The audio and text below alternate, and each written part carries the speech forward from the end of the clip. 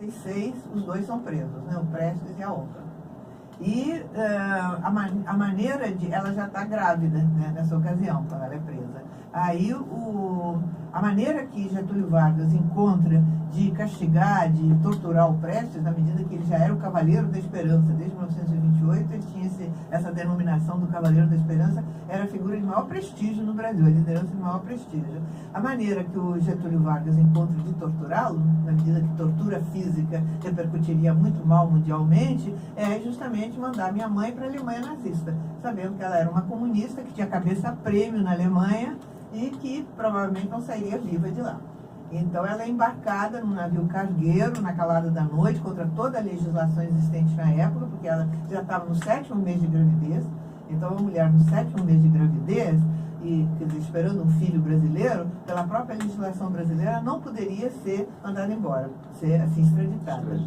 Mas ela é extraditada junto com uma outra comunista alemã, que também atuava aqui no Brasil, né, Elisa Evers, num navio cargueiro, um mês de viagem até Hamburgo, na Alemanha, e lá ela fica presa onde eu nasço, né? Eu nasço lá em novembro de 37, novembro de 36, e aí se dá uma grande campanha internacional, dirigida pela minha avó paterna, a Leocádia Prestes, que era uma mulher assim, muito enérgica, né? Se estabelece em Paris um comitê Prestes famoso, era Prestes porque a figura era mais conhecida, sim, né? Sim. Mas era pela libertação em geral dos presos políticos no Brasil, pela libertação da minha mãe, na medida que eu nasci, minha também. E principalmente o meu caso, um bebê, né, que estava preso e ameaçado de ser entregue a um orfanato nazista, onde a criança perdia o nome e virava um número, portanto depois seria impossível praticamente localizar se sobrevivesse, isso emocionou muito a opinião pública mundial. Então, nos Estados Unidos, na Europa, a campanha foi muito forte. A minha avó viajou por esses países todos, esteve 3 vezes na Alemanha nazista. E afinal, né, e inclusive esse último livro que eu lancei aqui, que vai ser lançado hoje à noite, também lá em Carnaíba, né, no Teatro de Carnaíba, justamente foi um trabalho que eu fiz baseado, complementa o livro do Fernando Moraes, o livro Olga do Fernando Moraes, que está baseado numa documentação que foi aberta na internet agora recentemente, que é o arquivo da polícia alemã na época, a Gestapo. Então aqui eu tinha muita coisa, novidade que a gente não sabia. Eu achei interessante fazer esse livro com essa documentação para divulgar, né, para as pessoas.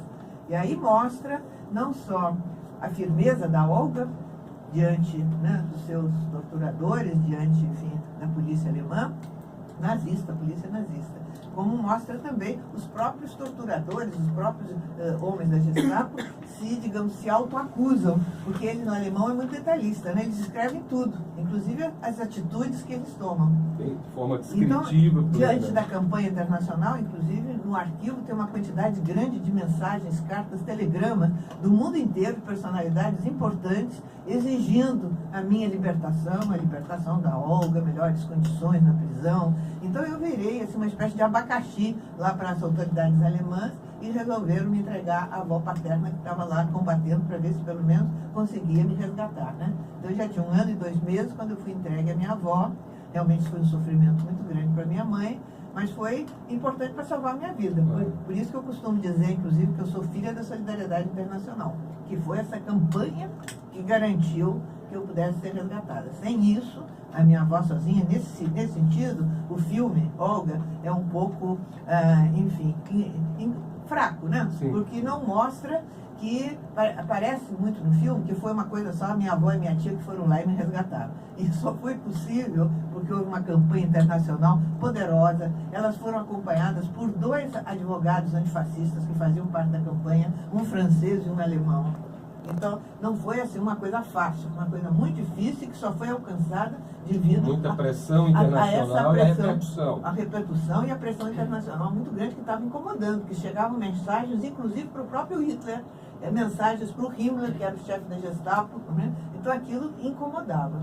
E é interessante a gente ver no arquivo da Gestapo, que é muito detalhado, é o personagem que tem mais documento, assim, um personagem sozinho, é a minha mãe. Quase 2.000 folhas só sobre ela, em 8 dossiês. E é interessante como eles estão incomodados e como eles estão preocupados, inclusive, em entregar a criança, eu no caso, né, em bom estado, para que a imprensa internacional não falasse mal do Terceiro Reich. né? Então, isso facilitou o quê? A alimentação da minha mãe, inclusive, porque ela estava perdendo leite, que a alimentação era muito ruim. Aí vocês vejam a força... Intencionalmente ruim, né? Claro. Claro, com todos os presos, né? Sim. Aí, devido a essa campanha, né, de 15 em 15 dias de Paris, onde se encontrava a minha avó e a minha tia, a filha mais moça dela, elas, devido aos recursos da própria campanha, elas mandavam pelo correio, um negócio bastante caro, um pacote com alimentos possíveis de preparar sem fogo, né, para minha mãe. Então, a Gestapo roubava uma parte, então, mas entregava o resto. Com isso, a alimentação dela melhorou, ela pôde me amamentar e eu saí de lá uma criança saudável e até gordinha, né? Então, eles tinham muita preocupação, a gente vê nos documentos, viu? De entregar a criança em bom estado para que não tivesse repercussão ruim na imprensa internacional. Gerar imagens para o mundo todo, aquela exatamente. Criança, né? Então, é interessante a força da solidariedade. Mas no caso da Olga... O desfecho foi trágico. Trágico, é tal coisa. absurdo. Também os documentos revelam o seguinte: ela poderia ter saído, como algumas outras presas conseguiram sair, desde que tivesse país que concedesse asilo, desse visto. Ela teve 3 países para onde ela podia ir: o México, a Inglaterra e a União Soviética. Só que a condição que a Gestapo colocava, condição sine qua non, ela tinha que delatar a Internacional Comunista. Isso ela se recusou sempre. Inclusive, nos depoimentos dela, tem uma frase que deixava irritadíssimos aqueles nazistas. Essa frase foi repetida várias vezes. Ela dizia o seguinte: se outros se tornaram traidores, eu jamais o serei. Eu até coloquei como epígrafe do meu livro. Não é?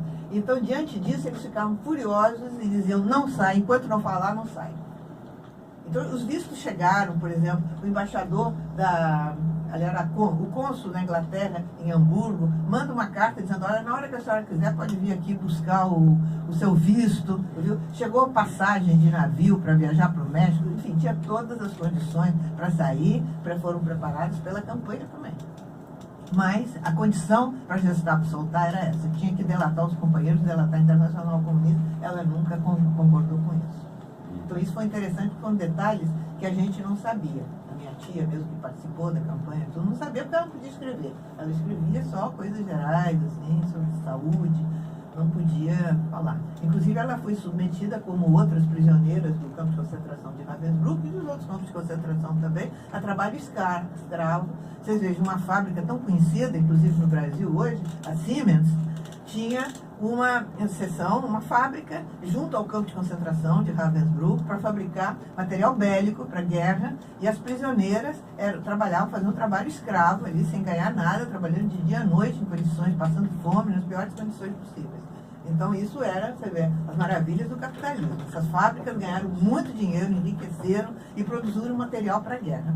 E mesmo nessas condições muito penosas, as prisioneiras resistiam. Então, havia resistência dentro do campo de concentração. Elas faziam um trabalho de esclarecimento, se reuniam clandestinamente, porque tudo era proibido, né? Se reuniam clandestinamente, liam literatura. Tem o Ravensbrück, hoje em dia é museu, eu já estive lá várias vezes.